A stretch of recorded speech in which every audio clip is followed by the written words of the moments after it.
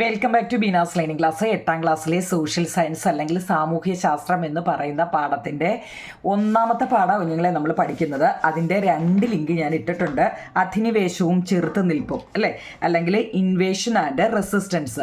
Test വായിച്ച് തരണവും test വായിച്ചിട്ട് question answer തരാൻ പറഞ്ഞവരും അതുപോലെ തന്നെ ക്വസ്റ്റ്യൻ ആൻസർ മാത്രം തരാൻ പറഞ്ഞവരും ഒക്കെ ഞാൻ കണ്ടു കുഞ്ഞുങ്ങളെ കമൻറ്റ് ബോക്സിൽ. നമ്മളാണെങ്കിൽ ഒന്നാമത്തെ പാർട്ടിൽ കുറച്ച് ഒരു 8 ക്വസ്റ്റ്യൻ ആൻസറാണ് ഒന്നാമത്തെ പാർട്ടി തന്നത് കേട്ടോ. അത് വൃത്തിയായിട്ട് അങ്ങ് എഴുതിയെടുക്കണം. 2ാമത്തെ പാർട്ടിൽ ഞാൻ ഈ ടെസ്റ്റ് വായിച്ചു തരണം എന്ന് പറഞ്ഞവർക്ക് വേണ്ടി ആ പേജ് നമ്പർ 12, അതായത് ഫ്രഞ്ചുകാർ എന്ന് എഴുതിയതിൻ്റെ മോളി വരെ ഞാൻ വായിച്ചു തന്നിട്ടുണ്ട്.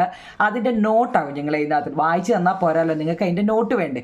അപ്പോൾ ഒന്നാമത്തെ ക്വസ്റ്റ്യൻ നമ്മൾ എഴുതി ഇന്ത്യയിലെ വിദേശ ശക്തികൾ. നമ്മുടെ ഇന്ത്യയിലോട്ട് വന്ന വിദേശികൾ ആരൊക്കെയാണ്? ഫസ്റ്റ് വന്നത് പോർച്ചുഗീസുകാരാണ് അല്ലേ, 2ാമത് ഡച്ചുകാർ, 3ാമത് ബ്രിട്ടീഷുകാർ, 4ാമത് ഫ്രഞ്ചുകാർ അല്ലേ ഫ്രാൻസ്.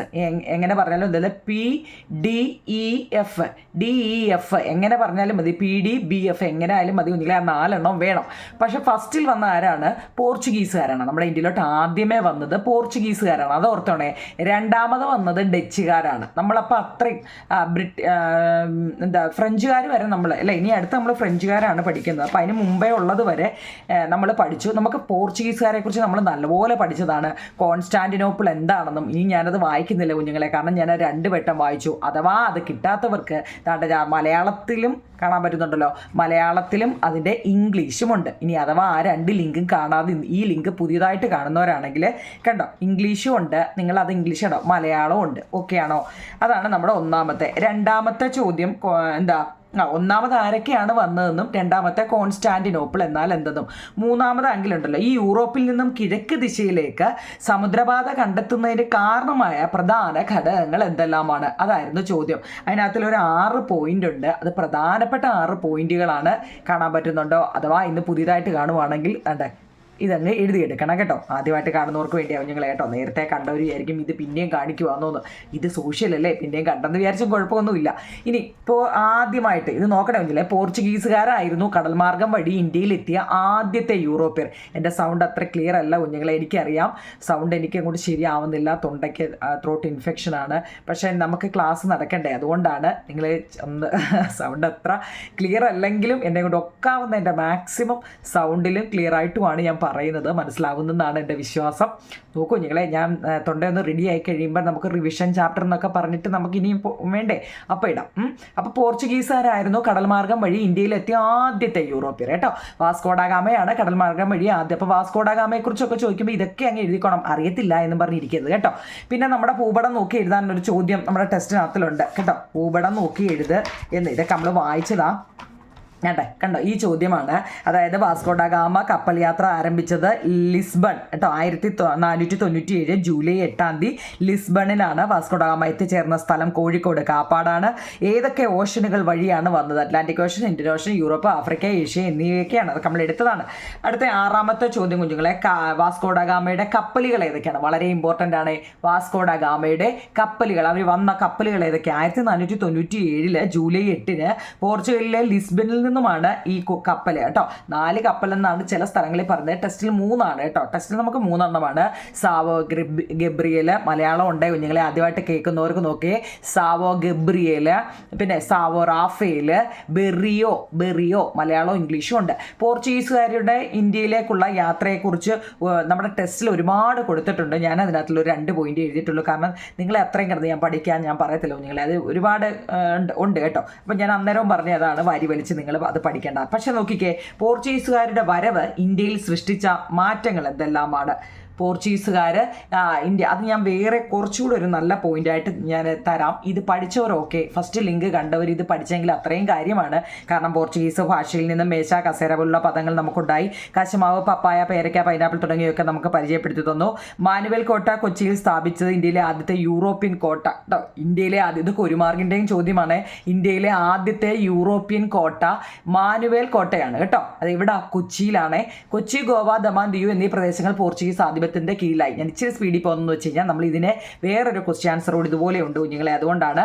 അപ്പോൾ ഇതൊക്കെ സംഭവം ഇതെല്ലാം പോർച്ചുഗീസിനെ കുറിച്ചാണ്. ഫസ്റ്റ് നമ്മുടെ ഇന്ത്യയിൽ വന്ന ആൾക്കാരെ കുറിച്ചാണ് നമ്മൾ ഈ പറയുന്നതെല്ലാം. ഓക്കെ ആണോ?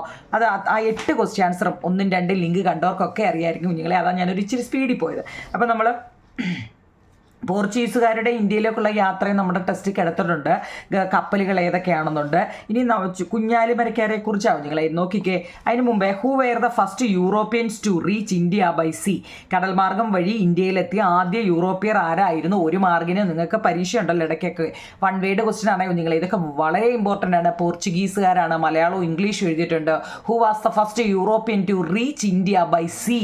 കടൽ മാർഗം വഴി ഇന്ത്യയിലെത്തിയ ആദ്യത്തെ യൂറോപ്യൻ ആരാണ്? വാസ്കോ ഡ ഗാമയാണ്. ഒന്നിനെ നിസ്സാരമായിട്ട് കരുതതെല്ലാം വളരെ ഇമ്പോർട്ടൻ്റ് ആണ്. When did the Turk conquer Constantinople? Turk TURKS എന്നാണ്, ടർക്ക് എന്ന് വായിക്കില്ല കേട്ടോ, തുർക്കി എന്ന് ഇംഗ്ലീഷിൽ ഇരുന്ന് ഇങ്ങനെ കേട്ടോ, തുർക്ക്. കോൺകർ കോൺസ്റ്റാന്റിനോപ്പിൾ, കോൺകർ എന്ന് വെച്ച് കഴിഞ്ഞാൽ എന്താ? കീഴടക്കുക എന്നല്ലേ. കോൺസ്റ്റാന്റിനോപ്പിൾ കീഴടക്കിയത് എപ്പോഴായിരുന്നു? ആ ഡേറ്റ് ഓർത്ത് വെച്ചേക്കണേ, 1453. സോഷ്യൽ പഠിക്കുക എന്ന് പറയുന്നത് ആൾക്കാരുടെ പേര്, അവരെവിടെയൊക്കെ പോയി, എങ്ങനെയൊക്കെ പോയി, ഏത് സ്ഥലത്താണ് എന്നൊക്കെയാണ് കുഞ്ഞുങ്ങളെ നല്ലതുപോലെ അറിഞ്ഞിരിക്കേണ്ടത് കേട്ടോ. സോഷ്യലാണ്. When did Vasco da Gama reached Kappad near Kozhikode? Vasco da Gama കോഴിക്കോടിനടുത്തുള്ള കാപ്പാട് എത്തിയത് എപ്പോഴാണ്? ഏത് ഡേറ്റിലാണ്? അത് ഒരു ഇമ്പോർട്ടൻ്റ് ആണ്. 1498 വാസ്കോ ഡ ഗാമ കോഴിക്കോടിനടുത്തുള്ള കാപ്പാട് എന്ന സ്ഥലത്ത് എത്തിയത്. നമ്മൾ ഈ ടെസ്റ്റ് ഓൾറെഡി വായിച്ചുകൊണ്ടാണ് കുഞ്ഞുങ്ങളെ ടെസ്റ്റ് വായിക്കാത്തത്. രണ്ടാമത്തെ ലിങ്ക് എന്ന് വെച്ച് കഴിഞ്ഞാൽ ടെസ്റ്റ് വായിച്ചതാണ് കേട്ടോ, അതിൻ്റെ നോട്ടാണ് നമ്മളിപ്പോൾ പറയുന്നത്. Why did not the Zamorin? നോക്കണേ, സമോറി എന്ന് വെച്ചാൽ സാമൂതിരിയുടെ ഇംഗ്ലീഷ് പേരാണ് കേട്ടോ. സമോറി എന്ന് വെച്ചാൽ നമ്മൾ സാമൂതിരി എന്ന് പറയത്തില്ലേ, Zamorin grant trade privilege to the Portuguese. Why did the Gama do as a result? Why did not the Zamorin grant trade privileges to the Portuguese? What did Gama do as a result? Samoothiri പോർച്ചുഗീസുകാർക്ക് വ്യാപാര ആനുകൂല്യങ്ങൾ നൽകാതിരുന്നത് എന്തുകൊണ്ടാണ്? അതിൻ്റെ ഫലമായി ഗാമ എന്താണ് ചെയ്തത്? 13ാമത്തെ ക്വസ്റ്റ്യൻ ആണ് കുഞ്ഞുങ്ങളെ. സാമൂരിനെ കുറിച്ചോ അല്ലെങ്കിൽ സാമൂതിരിയെക്കുറിച്ച് നിങ്ങൾക്ക് ഇത് പഠിക്കാനുണ്ട്. അപ്പോൾ അത് ഈ പോയിന്റ് അങ്ങ് എഴുതി വെക്കുക. The Zamorin did not accept Gama's demand to expel the Arab and grant them exclusive trading right. ഓരോ വാക്കും നോക്കണേ കുഞ്ഞുങ്ങളെ. The Zamorin did not accept Gama's demand to expel the Arab and grant them exclusive trading right. As a result, Gama reached Kannur and obtained permission to trade from the Kolathiri Raja of Kannur. അല്ല, മനസ്സിലായോ? നമ്മുടെ സാമൂതിരി അറബികളെ പുറത്താക്കിയിട്ട് പ്രത്യേക വ്യാപാര അവകാശങ്ങൾ നൽകണമെന്ന ഗാമയുടെ ആവശ്യം സാമൂതിരി അംഗീകരിച്ചില്ല. നോക്കണേ നിങ്ങളെ, സാമൂതിരിയെക്കുറിച്ചുള്ളതാണ്. അറബികളെ പുറത്താക്കി പ്രത്യേക വ്യാപാര അവകാശങ്ങൾ നൽകണമെന്ന ഗാമയുടെ ആവശ്യം സാമൂതിരി അംഗീകരിച്ചില്ല. അപ്പം അതിൻ്റെ റിസൾട്ട് എന്താണ്? തൽഫലമായി ഗാമ കണ്ണൂരിലോട്ട് പോവുകയും കണ്ണൂരിലെ കോലത്തിരി രാജാവിൽ നിന്നും വ്യാപാര അനുമതി നേടിയെടുക്കുകയും ചെയ്തു. നോക്കണേ, സാമൂതിരിയെക്കുറിച്ചാട്ടോ ഇവിടുത്തെ അറബികളെ പുറത്ത് നോക്കണേ, വളരെ ഇമ്പോർട്ടൻ്റ് ആണ് കേട്ടോ. അപ്പം 13ാമത്തെ ചോദ്യം. ഇനി സാമൂതിരിയും പോർച്ചുഗീസുകാരും തമ്മിലുള്ള സംഘർഷങ്ങൾ കാരണം പോർച്ചുഗീസുകാർ ആരിൽ നിന്നാണ് ശക്തമായ എതിർപ്പ് നേരിട്ടത്? എല്ലാം ഓരോ മാർക്ക്, ഈ 2 മാർക്കിൻ്റെ ക്വസ്റ്റ്യനാണ്. സാമൂതിരിയും പോർച്ചുഗീസുകാരും നമ്മൾ പഠിക്കുന്ന ഏതാ? പോർച്ചുഗീസുകാരെ കുറിച്ചാണ്. ഈ പോർച്ചുഗീസുകാർ ഇവിടെയൊക്കെ എന്തൊക്കെ നടത്തി, എങ്ങനെയൊക്കെ നടത്തി എന്നുള്ളതാണ് നിങ്ങളെ. സാമൂതിരിയും പോർച്ചുഗീസുകാരും തമ്മിലുള്ള സംഘർഷത്തിൽ, വഴക്കിൽ പോർച്ചുഗീസുകാർ ആരിൽ നിന്നാണ് ശക്തമായ എതിർപ്പ് നേരിട്ടത്? Due to the conflict between the Samorin and the Portuguese faced strong oppositions from whom? ആരിൽ നിന്നാണ്? കുഞ്ഞാലി മരക്കാർ. സ്പെല്ലിംഗ് അറിയണേ. ആരിൽ നിന്നാണ്? കുഞ്ഞാലി മരക്കാർ.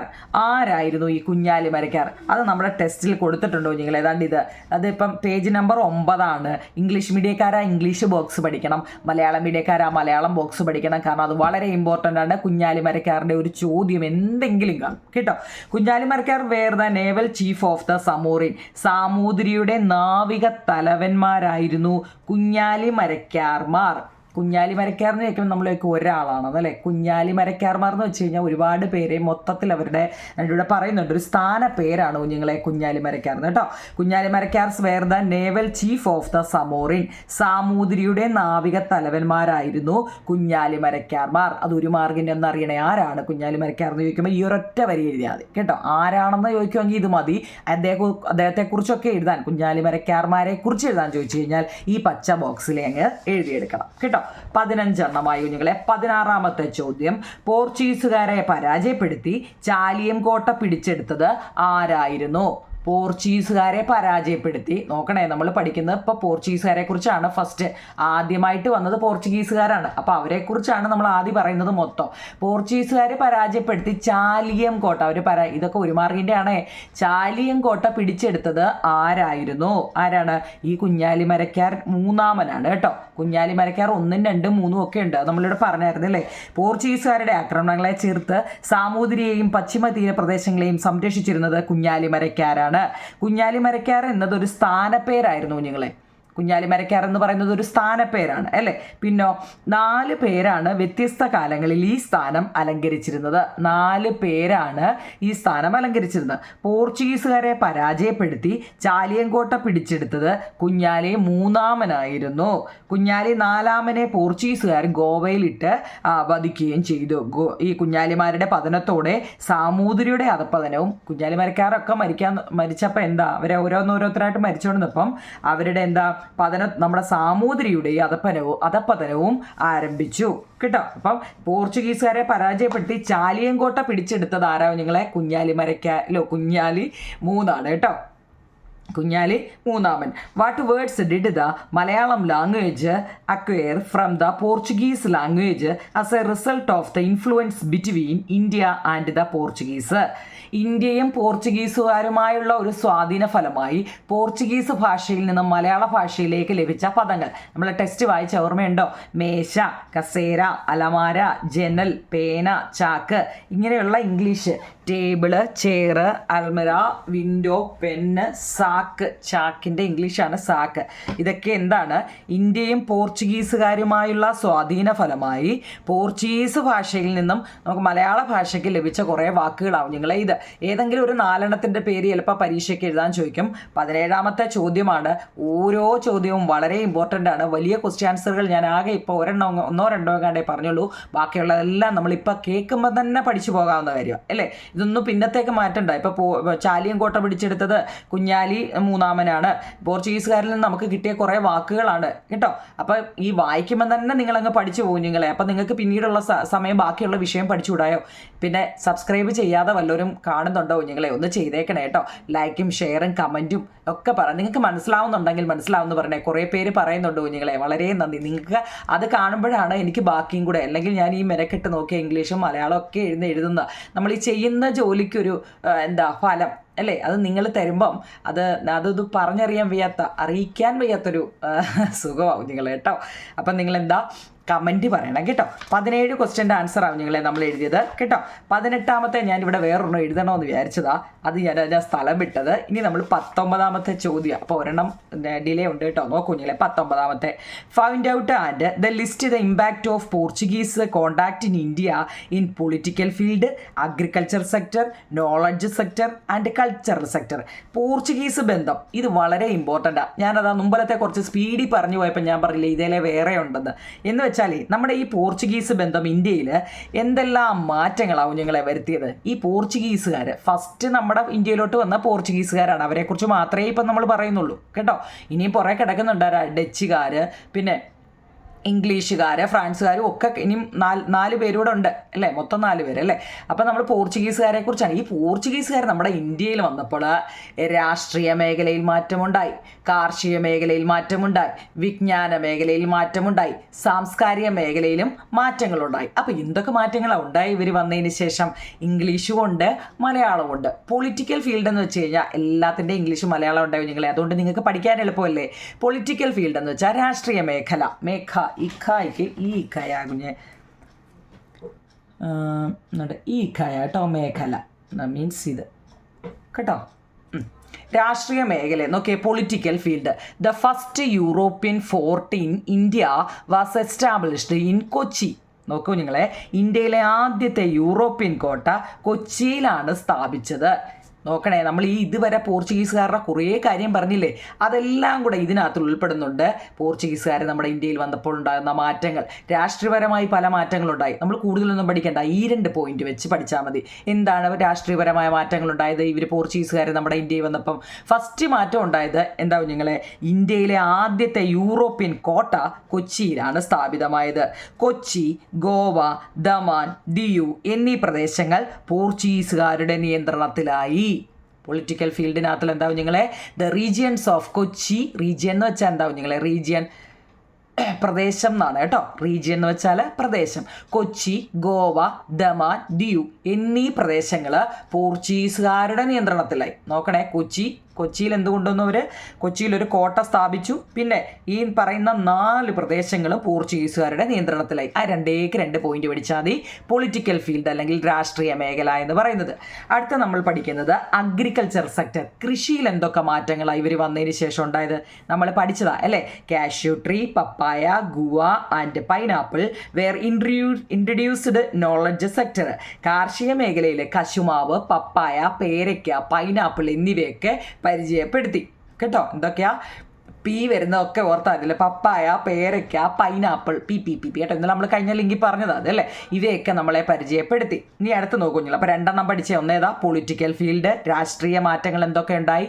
അടുത്ത കൃഷിയിൽ എന്തെല്ലാം മാറ്റങ്ങളുണ്ടായി. അതിന് ഒറ്റ വരിയേ ഉള്ളൂ. കൃഷിയിൽ എന്തൊക്കെയാണ് നിങ്ങളെ, കുറേ ഫ്രൂട്ട്സിൻ്റെ അല്ലേ, കാഷ്യൂ ട്രീ, പറങ്കിമാവ് അല്ലേ, പറങ്കിമാവ്, പപ്പായ, ഗുവ ആൻഡ് പൈനാപ്പിൾ ഇതൊക്കെ എന്ത് ചെയ്തു, ഇൻട്രൊഡ്യൂസ് ചെയ്തു കേട്ടോ. അടുത്ത നോളജ് സെക്ടർ. നോളജിൽ എന്തെല്ലാം നോളജാണ് കൊണ്ടത് നോക്കണേ. അവർ വന്നതിലും ഒരുപാട് ഉപകാരമുണ്ട് അല്ലേ. Printing technology was popularised. Printing ഉണ്ടല്ലോ, പ്രിൻറ്റിങ് ടെക്നോളജി വാസ് പോപ്പുലറൈസ്ഡ് എന്നാണ് കുഞ്ഞുങ്ങളെ. പിന്നെ Christian religious education centre were started. ക്രിസ്ത്യാനികളുടെ ഇല്ലേ, ക്രിസ്ത്യൻ റിലീജിയസ് എഡ്യൂക്കേഷൻ സെൻറ്റർ വേറെ സ്റ്റാർട്ട് ചെയ്തു. പിന്നോ training was given in war tactic എന്നാണ് കേട്ടോ, വായിക്കാൻ അറിയണേ. TACTICS tactic and European weapons cultural sector. Tactic എന്നാട്ടോ, ടാക്റ്റിക് എൻ്റെ കൂടെ ഇസ്സൂടാണേ. European weapons cultural sector. ഇത് വളരെ ഇമ്പോർട്ടൻ്റ് ആണ് കുഞ്ഞുങ്ങളെ. Knowledge sector. എന്താ ഈ നോളജ് സെക്ടർ എന്ന് വെച്ച് കഴിഞ്ഞാൽ, അത് 3ാമത്തെയാണ് കുഞ്ഞുങ്ങളെ കേട്ടോ. ഓരോന്നും ഓർത്തോടെ നമ്മൾ പഠിക്കുന്നത് പോർച്ചുഗീസുകാർ നമ്മുടെ ഇന്ത്യയിൽ വന്നപ്പോൾ ഉണ്ടാകുന്ന മാറ്റങ്ങൾ. ഓരോന്നിലും എന്തൊക്കെ മാറ്റങ്ങളാണ്. 1ാമത് പൊളിറ്റിക്കൽ ഫീൽഡ് എന്ന് വെച്ചാൽ രാഷ്ട്രീയ മേഖലയിൽ എന്തെല്ലാം മാറ്റമുണ്ടായി. 2 അഗ്രികൾച്ചർ, കൃഷിയുടെ കാര്യത്തിൽ എന്തെല്ലാം മാറ്റമുണ്ടായി. 3 നോളജ് എന്ന് വെച്ചാൽ വിജ്ഞാനം, അറിവിൻ്റെ കാര്യത്തിൽ എന്തൊക്കെ മാറ്റങ്ങളാണ് നമുക്കുണ്ടായത്. നോക്കിയോ നിങ്ങളെ, വിജ്ഞാന മേഖല. മലയാളമാണ് ഇത്, ഇംഗ്ലീഷ് അങ്ങ് എഴുതിയെടുക്കണം കേട്ടോ. അടുത്ത മലയാളം നോക്കൂ നിങ്ങൾ. അതിൻ്റെ അച്ചടി വിദ്യ പ്രചരിച്ചു എന്ന് വെച്ചാൽ എന്താ, പ്രിൻറ്റിങ് ടെക്നോളജി വാസ് പോപ്പുലറൈസ്ഡ്. കണ്ടോ, പ്രിൻറ്റിങ് ടെക്നോളജി വാസ്, അച്ചടി വിദ്യ പ്രചരിച്ചു. പിന്നോ Christians religious education centre were started. ക്രൈസ്തവ മതപഠന കേന്ദ്രങ്ങൾ അവർ ആരംഭിച്ചു. ആരാ, പോർച്ചുഗീസുകാർ അല്ലേ. പിന്നോ training was given in war tactics and European weapons culture sector. European പടക്കോപ്പുകൾ കേട്ടോ, ടാക്ടിക്സ് പടക്കോപ്പുകളും യുദ്ധമുറകളും, വെപ്പൺസ് എന്ന് വെച്ചാൽ ആയുധങ്ങൾ കേട്ടോ നിങ്ങളെ. ഇതൊക്കെ എന്താ, യുദ്ധമുറകളും ഒക്കെ അവർ അഭ്യസിച്ചു. ആ 3 വളരെ ഇമ്പോർട്ടൻ്റ് ആട്ടോ. ഇനി അടുത്ത നമ്മൾ 4ാമത്തെ, കാരണം നമ്മളോട് എന്തൊക്കെ മാറ്റങ്ങളാണ് ഉണ്ടായെന്നാണ് ചോദിച്ചത്. കൾച്ചറിൽ, നമ്മുടെ സംസ്കാരത്തിൽ എന്തെങ്കിലും മാറ്റം ഉണ്ടായോ? നമുക്കൊരു കൾച്ചർ ഉണ്ടല്ലോ, നമ്മുടെ കേരളത്തിന് അതിൻ്റെതായ ഒരു, കേരളം എന്നല്ല ഇന്ത്യയുടെ ഇല്ലയോ, ഇവിടെ പോട്ടെ ഇന്ത്യയുടെ അല്ലേ. ഇവിടെ കൾച്ചറൽ സെക്ടർ എന്ന് വെച്ചാൽ സാംസ്കാരിക മേഖല. ആർട്ട് ഫോംസ് സച്ചസ് ചവിട്ടുനാടകം കേട്ടോ. എന്താ നിങ്ങളെ, ചവിട്ടുനാടകം ആൻഡ് മാർഗംകളി വെയർ പോപ്പുലറൈസ്ഡ്. എന്താ നിങ്ങളെ, ആർട്ട് എന്ന് വെച്ചാൽ എന്താ, കലയിൽ. ആർട്ട് എന്ന് വെച്ചാൽ കല. ഈ കലയിൽ ഉള്ള സൗണ്ട് പോകും നിങ്ങൾ. കലാരൂപങ്ങൾ ഏതൊക്കെയാണെന്ന് നോക്കിക്കേ. ചവിട്ടുനാടകവും മാർഗംകളി തുടങ്ങിയവയൊക്കെ ഇവരെന്ത് ചെയ്തു? പ്രചരിപ്പിച്ചു. ആരാ? പോർച്ചുഗീസുകാരുടെ കാര്യമാണ്. അടുത്തത് European style construction was started. European style ശൈലിയിലുള്ള കെട്ടിടങ്ങളൊക്കെ നമ്മുടെ ഇന്ത്യയിൽ നിർമ്മിച്ചു തുടങ്ങി. അപ്പം ഗുണമുണ്ട് അല്ലേ? ഇവർ വന്നതിന് ശേഷം ഗുണങ്ങളുണ്ട്. യൂറോപ്യൻ ശൈലിയിലുള്ള കെട്ടിട നിർമ്മാണമൊക്കെ ആരംഭിച്ചു. അപ്പം നമ്മൾ അത് വളരെ ഇമ്പോർട്ടൻ്റ് ആണ് കുഞ്ഞുങ്ങൾ കേട്ടോ. പോർച്ചുഗീസുകാർ നമ്മുടെ ഇന്ത്യയുമായിട്ടുള്ള ബന്ധം ഏതൊക്കെ മേഖലയിൽ മാറ്റം ഉണ്ടായെന്ന് ചോദിച്ചു കഴിഞ്ഞാൽ, ഫസ്റ്റ് പൊളിറ്റിക്കൽ ഫീൽഡ് കേട്ടോ, എന്ന് വെച്ചാൽ രാഷ്ട്രീയ മേഖലയിൽ മാറ്റമുണ്ടായി. എന്ന് വെച്ചാൽ അവർ കൊച്ചിയിലാണെങ്കിൽ ഒരു എന്ത് പണിഞ്ഞു? ആദ്യത്തെ യൂറോപ്യൻ കോട്ട പണിഞ്ഞു. പിന്നെ കൊച്ചി, ഗോവ, ദമാൻ, ദിയു എന്നീ പ്രദേശങ്ങളൊക്കെ പോർച്ചുഗീസുകാരുടെ നിയന്ത്രണത്തിലായി. കൃഷിയുടെ കാര്യത്തിലാണെങ്കിൽ അവർ കാഷ്യൂ നട്ടും കാഷ്യൂ ട്രീയും പപ്പായയും ഗുവയും എന്ന് വെച്ചാൽ കശുമാവും പപ്പായയും പേരയ്ക്കയും പൈനാപ്പിളും ഒക്കെ നമ്മളെ കൊണ്ടുവന്ന് പരിചയപ്പെടുത്തി കാണിച്ചു അല്ലേ? ഇതൊക്കെ എന്നിട്ട് ഇവിടെ തന്നിട്ടാ പോയത്. ഇതൊക്കെ നമുക്കിപ്പോൾ ഇല്ലേ? ഇനി നോളജ്, അറിവിൻ്റെ കാര്യത്തിലാണെങ്കിലോ അച്ചടി വിദ്യ. ഇപ്പം നമ്മൾ ഈ എഴുതി വെച്ചേക്കുന്നതൊക്കെ കണ്ടോ? അച്ചടി വിദ്യ പ്രചരിച്ചു. പിന്നെ ക്രിസ്ത്യാനികളുണ്ടല്ലോ നിങ്ങളെ, അവരുടെ മതപഠന കേന്ദ്രങ്ങളൊക്കെ ആരംഭിച്ചു. പിന്നെ പടക്കോപ്പുകളും യുദ്ധമുറകളും ഒക്കെ അവർ അഭ്യസിച്ചു ഇവിടെ. പിന്നെ ഒരെണ്ണോടുണ്ടല്ലോ നിങ്ങളെ, സാംസ്കാരിക മേഖല. എന്താ സംസ്കാരം? നമുക്ക് ചവിട്ട് നാടകമൊക്കെ ഉണ്ട്. മാർഗംകളി തുടങ്ങിയ കലാരൂപങ്ങൾ പ്രചരിച്ചു. യൂറോപ്യൻ ശൈലിയിലുള്ള നല്ല നല്ല കെട്ടിടങ്ങളൊക്കെ ഇവിടെ അങ്ങോട്ട് അവർ ആരംഭിച്ചു. ഓക്കെ ആണോ കുഞ്ഞുങ്ങളെ? പോർച്ചുഗീസുകാരും ഓക്കെ ആണോ? പോർച്ചുഗീസുകാരൊക്കെയാണ്, പക്ഷെ നമ്മളൊക്കെയാണോ? പഠിച്ചതൊക്കെയാണോ? അപ്പോൾ നമ്മൾ ഇവിടം വരെയാണ്. രാഷ്ട്രീയ മേഖല, കാർഷിക മേഖല, വിജ്ഞാന മേഖല, സാംസ്കാരിക മേഖല. ഇംഗ്ലീഷ് അറിയാമോ നിങ്ങളെ? രാഷ്ട്രീയം എന്ന് വെച്ചാൽ പൊളിറ്റിക്കൽ, ഇത് അഗ്രികൾച്ചർ, നോളജ്, പിന്നെ കൾച്ചർ. ഈ 4 കാണാൻ പറ്റുന്നുണ്ടല്ലോ. ഇതിനെക്കുറിച്ചാണ് നമ്മളിപ്പോൾ പറഞ്ഞത്. അപ്പോൾ ഒന്നാമത്തെ ഓക്കെയാണോ? പോർച്ചുഗീസുകാരുടെ കാര്യം ഓക്കെയാണോ നിങ്ങളെ? ഇനി നമ്മൾ പഠിക്കുന്നത് ഡച്ചുകാരാണ്. രണ്ടാമത് വന്ന ആരാണ്?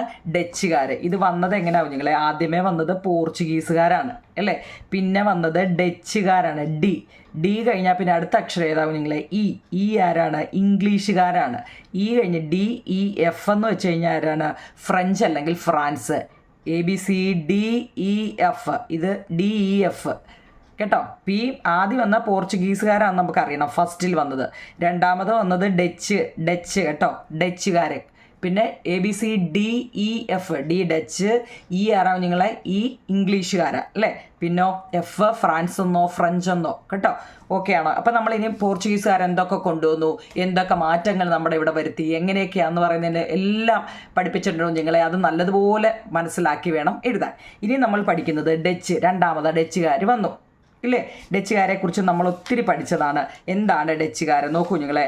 The Europeans who came to India after the Portuguese were from Holland, Netherland, they are also known as Dutch. പോർച്ചുഗീസുകാരെ തുടർന്ന് ഇന്ത്യയിലെത്തിയ യൂറോപ്യന്മാർ നെതർലാൻഡിൽ നിന്നുള്ളവരാണ്. നോക്കണേ, പോർച്ചുഗീസുകാരെ തുടർന്ന് പോർച്ചുഗീസുകാർ വന്ന് നമ്മൾ കണ്ടില്ലേ ഓരോ കാര്യങ്ങൾ ഇവിടെ എന്തൊക്കെയാണ് നടന്നത് നമ്മുടെ ഇന്ത്യയിൽ. അവരങ്ങോട്ട് അവർ വന്നിട്ട് പോർച്ചുഗീസുകാരെ തുടർന്നുണ്ട്. പിന്നീട് അടുത്തതായിട്ട് വന്നത് ഇന്ത്യയിലെത്തിയ യൂറോപ്യന്മാരിൽ നെതർലാൻഡിൽ നിന്നുള്ളവരാണ്. നെതർലാൻഡിലാണ് ഈ ഹോളണ്ട് കേട്ടോ. നെതർലാൻഡിൽ നിന്നും ഉള്ളവരാണ്. വായിക്കാൻ അറിയണേ കുഞ്ഞുങ്ങളെ, നെതർലാൻഡ് കേട്ടോ, നെതർലാൻഡിൽ നിന്നുള്ളവരാണ്. അവരെയാണ് നമ്മൾ ഡച്ചുകാരെന്ന് വിളിച്ചത് കേട്ടോ. നെതർലാൻഡുകാരെ എന്താ കുഞ്ഞുങ്ങളെ പറഞ്ഞത്? ഡച്ചുകാരെന്ന് വിളിച്ചത്. ചിലപ്പോൾ അതൊരു മാർക്കിന് ചോദിക്കാമേ. പിന്നോ their main trading centre in India were Nagapattinam, ബുർച്ച്, ബറോച്ച് എന്നല്ല, ബുർച്ചല്ല കുഞ്ഞിലെ BHA അല്ലേ, ബറോച്ച്, പിന്നെ അഹമ്മദാബാദ്, ചിൻസുര. അതൊരു മാർക്കിൻ്റെ ഒരു ചോദ്യം കുഞ്ഞുങ്ങളെ. മെയിൻ ട്രേഡ് സെൻറ്ററുകൾ ഇന്ത്യയിൽ ആര് കൊണ്ടുവന്ന? ഡച്ചുകാരുടെ മെയിൻ ട്രേഡ് സെൻറ്റർ ഏതൊക്കെയാ? നാഗപട്ടണം, ബറോച്ച്. ഈ ബറോച്ചൊക്കെ നമ്മൾ ആദ്യമായിട്ട് കേൾക്കുമോ? എനിക്കറിയാം. ഇതിനകത്ത് നാഗപട്ടണവും കേട്ടിട്ടുണ്ടായിരിക്കും, അഹമ്മദാബാദും നമ്മൾ കേട്ടിട്ടുണ്ട്. കേൾക്കാത്ത 2 പേരാവും നിങ്ങളെ ബറോച്ചും ചിൻസുരയും.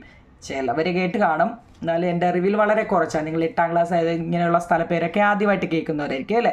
നാഗപട്ടണം കേട്ടിട്ടുണ്ടോ നിങ്ങളെ? നാഗപട്ടണം എന്താ? ഡച്ചുകാരെ കുറിച്ചാണ് നമ്മൾ പഠിക്കുന്നത്. പോർച്ചുഗീസിനെ നമുക്ക് അങ്ങോട്ട് മാറ്റി വെച്ചു, കഴിഞ്ഞു. പോർച്ചുഗീസിൻ്റെ കുറേ കാര്യങ്ങൾ നമ്മൾ പഠിക്കുന്നുണ്ട് 2-3 ദിവസം കൊണ്ട് അല്ലേ? ഇനി ഡച്ചുകാരാവും നിങ്ങളെ. ഡച്ചുകാരെന്ന് വെച്ചാൽ ഈ നെതർലാൻഡുകാരെ വിളിക്കുന്ന പേരാണ് ഡച്ചുകാർ കേട്ടോ. യൂറോപ്പിലെ നെതർലാൻഡിൽ നിന്നും വന്നുകൊണ്ടാണ് അവരെ ഡച്ചുകാരെന്ന് പറയുന്നത്.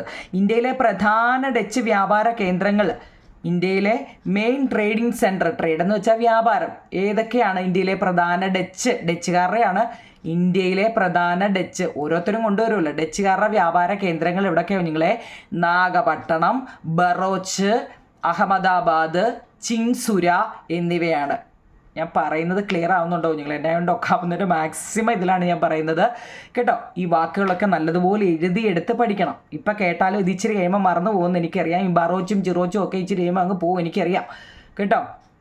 അതുകൊണ്ട് എഴുതിയെടുത്ത് പഠിക്കണം കേട്ടോ. 20 ക്വസ്റ്റ്യൻ ആൻസർ നമ്മൾ പറഞ്ഞു കുഞ്ഞുങ്ങളെ. 21ാമത്തെ മീൻസ് നമ്മൾ ഡച്ചുകാരെ കുറിച്ചാണ്. In the competitions for monopoly in trade the Dutch defeated the Portuguese. വാണിജ്യ ആധിപത്യത്തിനായുള്ള മത്സരത്തിൽ ഡച്ചുകാർ പോർച്ചുഗീസുകാരെ തോൽപ്പിച്ചു.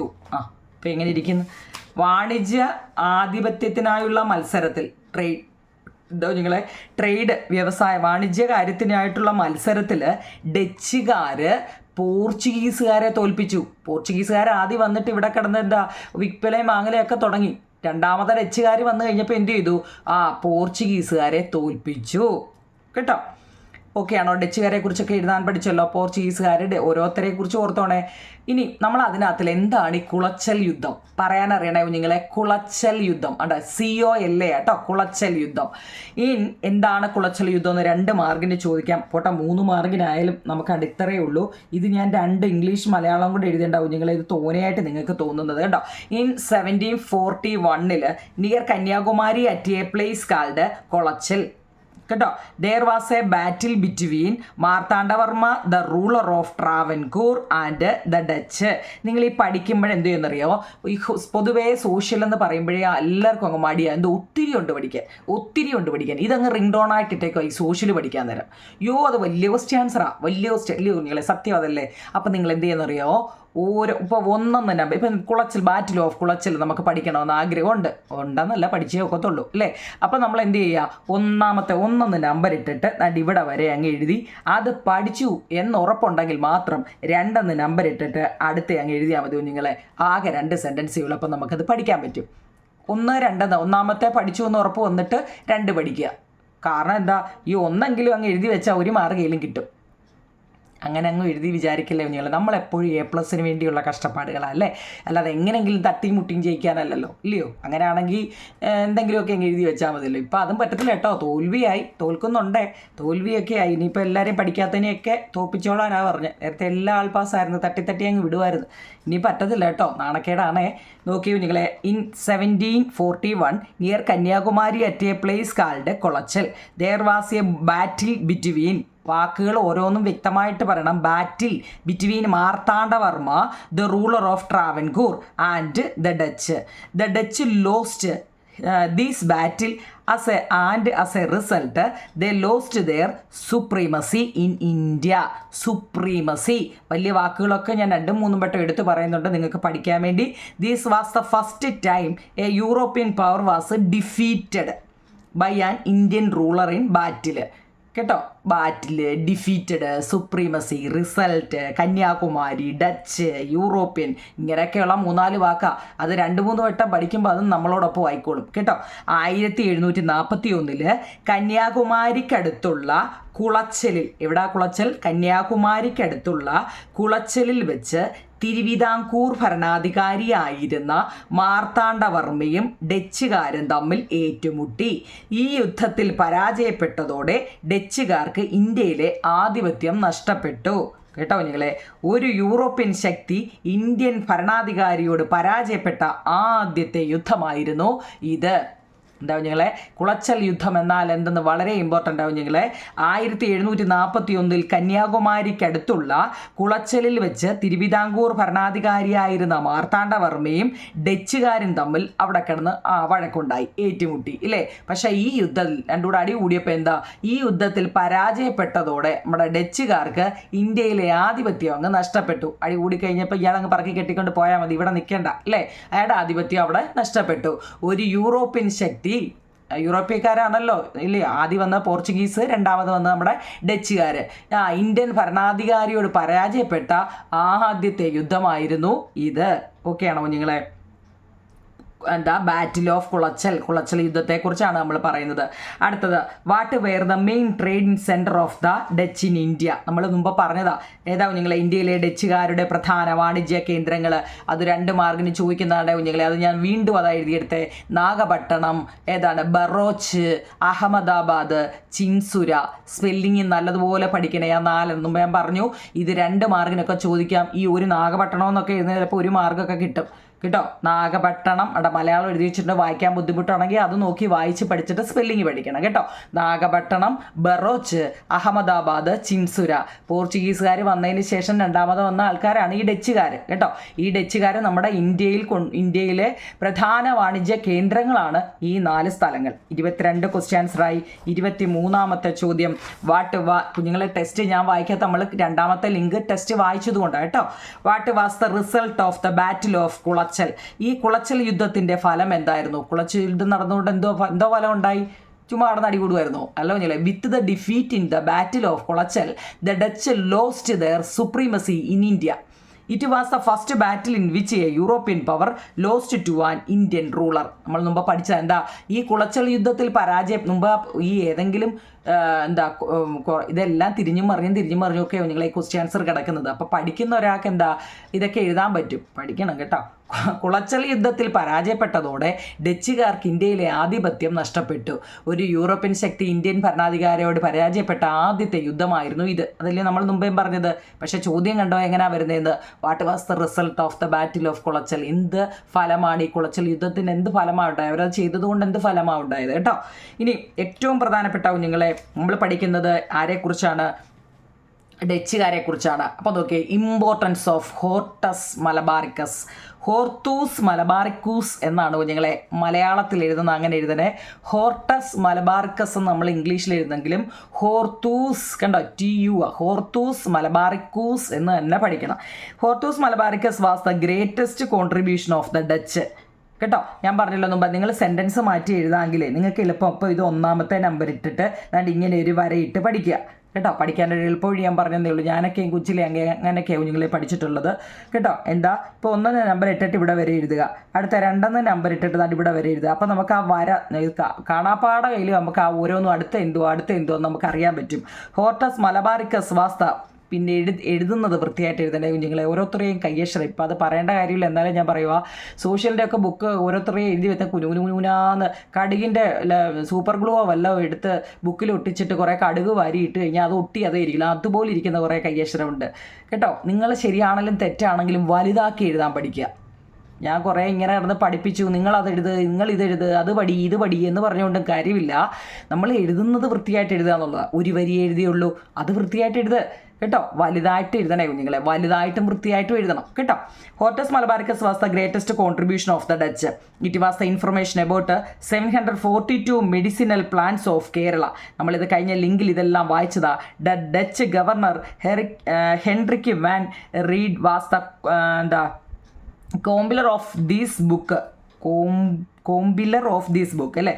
The Malayali medical practitioner Itty Achuthan helped van Rheede in the compositions of these book. ഞാൻ വായിക്കുന്നതിൽ എന്തെങ്കിലും കുഴപ്പമുണ്ടെങ്കിൽ നിങ്ങളുടെ ടെസ്റ്റിൽ ഇത് കിടപ്പുണ്ട് കുഞ്ഞുങ്ങളെ. ഹോർട്ടസ് മലബാറിക്കസ് നമ്മുടെ ഫ്രഞ്ചുകാരുടെ തൊട്ട് മുകളിലുള്ള പേജ് നമ്പർ 12. ഇനി നിങ്ങളിത് കണ്ട് ചെറുതായി പോയെന്നോ അല്ലെ വായിക്കാൻ പറ്റുന്നില്ലെന്നോ ഒക്കെ എന്തെങ്കിലും പോരായ്ക ഉണ്ടെങ്കിൽ നിങ്ങൾ ടെസ്റ്റ് നോക്കി പഠിച്ചാൽ അത് കേട്ടോ. കാരണം ഹോർട്ടൂസ് മലബാറിക്കസ് എന്താണെന്ന് മേളി വലുതായിട്ടും വൃത്തിയായിട്ടും കൊടുത്തിട്ടുണ്ട്. അതുകൊണ്ട് കേട്ടോ. അതായത് ഡച്ചുകാരുടെ ഏറ്റവും വലിയ സംഭാവനയാണ്.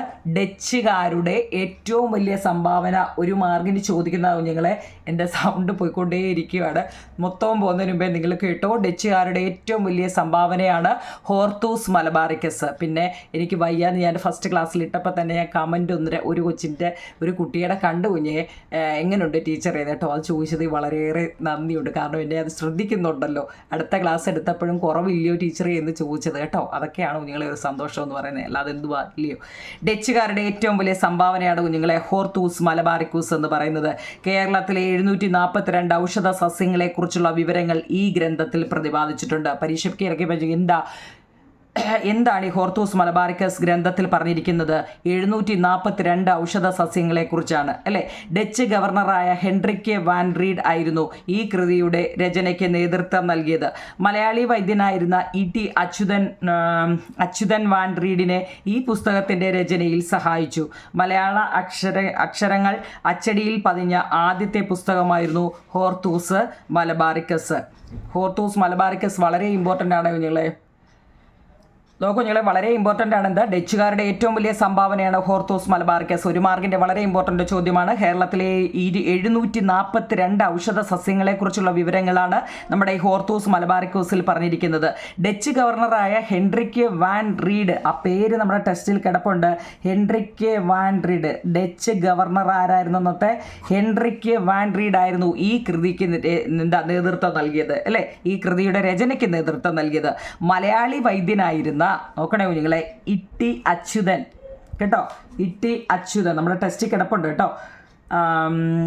E.T. അച്യുതൻ എന്ന മലയാളി വൈദ്യനെ ഈ പുസ്തകത്തിൻ്റെ രചനയിൽ സഹായിച്ചത്. അദ്ദേഹം ഒരു മലയാളി വൈദ്യനാണ്. അതൊക്കെ നമ്മൾ വായിച്ചു തന്നാലും ആദ്യമായിട്ട് കേൾക്കുന്നവർക്ക് എന്താ, അദ്ദേഹം ഒരു മലയാളി വൈദ്യനായിരുന്നു. ഈ പുസ്തകത്തിൻ്റെ രചനയിൽ അദ്ദേഹവും സഹായിച്ചിട്ടുണ്ട്.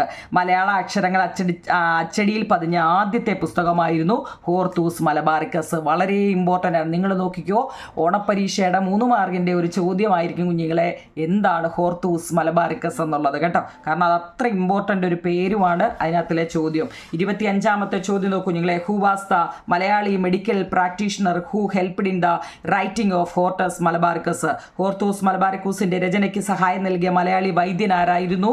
E.T. അച്യുതൻ. കണ്ടോ, മലയാളവും ഇംഗ്ലീഷുമുണ്ട്. Who translated the work Hortus Malabaricus in to English and Malayalam? Hortus Malabaricus എന്ന കൃതി ഇംഗ്ലീഷ് മലയാളം എന്നീ ഭാഷകളിലേക്ക് വിവർത്തനം ചെയ്തത് ഡോക്ടർ KS മണിലാൽ ആണ്. ഒരു മാർക്കിൻ്റെ ചോദ്യമാണ്. നിങ്ങൾക്ക് എന്ത് MMSO അങ്ങനെ എങ്ങാണ്ടൊരു പരീക്ഷയില്ലയോ നിങ്ങളെ? ഇവിടെ ഞാനത് കേട്ടിട്ടില്ല കേട്ടോ. അപ്പോൾ ആ പരീക്ഷയ്ക്ക് ഇങ്ങനെയൊക്കെയുള്ള ചോദ്യങ്ങളാണ് സോഷ്യലി ചോദിക്കുന്നത് കേട്ടോ. ഹോർത്തൂസ് മലബാറിക്കസ് എന്ന കൃതി ഇംഗ്ലീഷിലും മലയാളം എന്ന ഭാഷകളിലേക്ക് വിവർത്തനം ചെയ്തത് ഡോക്ടർ KS മണിലാലാണ്. Where was E.T. Achuthan born? ഈ E.T. അച്യുതൻ ജനിച്ചത് എവിടെയാണ്? കടക്കരപ്പള്ളി വില്ലേജിൽ, ചേർത്തല, ആലപ്പുഴ ജില്ലയിലെ ചേർത്തല എന്ന് പറയുന്നത് കടക്കരപ്പള്ളി വില്ലേജിലാണ്. ഈ 3 കേട്ടോ. ആലപ്പുഴ ജില്ലയിൽ അങ്ങ് പറഞ്ഞാലും മതി അദ്ദേഹം ജനിച്ചത് എവിടെയെന്ന്. ഇവിടെ ആലപ്പുഴ ജില്ലയിലാണ് അല്ലേ, ചേർത്തലയിലെ കടക്കരപ്പള്ളി വില്ലേജിൽ. ഹോർത്തൂസ് മലബാറിക്കസ് പ്ലാന്റ്സ് നമ്മുടെ ടെസ്റ്റിൽ ഇതാണ്ട് കുഞ്ഞുങ്ങളെ, അന്ന് ഞാൻ വായിച്ചപ്പോഴും നാണ്ട് ഇതിനെ കണ്ടാണ്ടോ. ഈ പ്ലാന്റ്സിൻ്റെ പേരെന്താന്ന് നമ്മളോട് ചോദിച്ചിട്ടുണ്ട്. തിരിച്ചറിയാൻ എന്തുവാ അതിൻ്റെ പേര്? ചൂണ്ടപ്പന എന്നാ കേട്ടോ, ചൂണ്ടപ്പന കേട്ടോ. The Europeans who came to India after the Portuguese were from? പോർച്ചുഗീസുകാർക്ക് ശേഷം ഇന്ത്യയിലെത്തിയ യൂറോപ്യന്മാർ. പോർച്ചുഗീസുകാർക്ക് ശേഷം ഇപ്പം എൻ്റെ ഫ്രണ്ട് വല്ലൂരി പോയിനി. പോർച്ചുഗീസുകാർക്ക് ശേഷം എന്താ കുഞ്ഞുങ്ങളെ, നമ്മുടെ ഇന്ത്യയിലോട്ട് വന്നത് രണ്ടാമത്തേത് ഡച്ചുകാരാണ്. അതിനി നമ്മൾ പറയാതെ തന്നെ നമുക്കറിയാം. ദ ലാസ്റ്റ് നോക്കൂ കുഞ്ഞുങ്ങളെ, അതായത് who were the other 3 peoples who contributed to the writing of the Hortus Malabaricus? Hortus മലബാറിക്കസിൻ്റെ രചനയിൽ പങ്കാളികളായത് ആരൊക്കെയായിരുന്നു? അപ്പു ഭട്ട്, വിനായക ഭട്ട്, രംഗ ഭട്ട്. 3 ഭട്ടന്മാരാണ് കേട്ടോ. വട്ടന്മാർ എന്നല്ലേ കുഞ്ഞുങ്ങളെ പറഞ്ഞത്. ഭട്ട്, അച്ചു ഭട്ട്, വിനായക ഭട്ട്, രംഗ ഭട്ട്. അപ്പു ഭട്ട്, വിനായക ഭട്ട്, രംഗ ഭട്ട് കേട്ടോ. ഹോർത്തൂസ് മലബാറിക്കസിൻ്റെ രചനയിൽ പങ്കാളികളായ 3 പേരാരൊക്കെയാണെന്ന് ചോദിച്ചാൽ, അപ്പോൾ നമ്മൾ ഇനി അടുത്ത ലിങ്കിൽ ഫ്രഞ്ചുകാർ വരുന്നതിനാണ്. 3ാമത് ആരാ വന്നത്? ഫ്രഞ്ചുകാർ അല്ലേ. അത് തൊട്ട് നമുക്ക് 4ാമത്തെ ലിങ്കിലിടാം. ഇതിപ്പോൾ 3ാമത്തെ ലിങ്കാവും നിങ്ങളെ. ഇത് എന്തെങ്കിലും ഉണ്ടെങ്കിൽ നിങ്ങൾക്ക് കമൻറ്റ് ബോക്സിൽ പറയാം നിങ്ങളെ കേട്ടോ. സോഷ്യലൊക്കെ നമുക്ക് ഇങ്ങനെയൊക്കെ പഠിപ്പിക്കാൻ പറ്റത്തുള്ളൂ. അപ്പം കമൻറ്റ് ബോക്സിൽ പറയണേ കുഞ്ഞുങ്ങളെ കേട്ടോ. ഓക്കെ കുഞ്ഞു, താങ്ക് യു.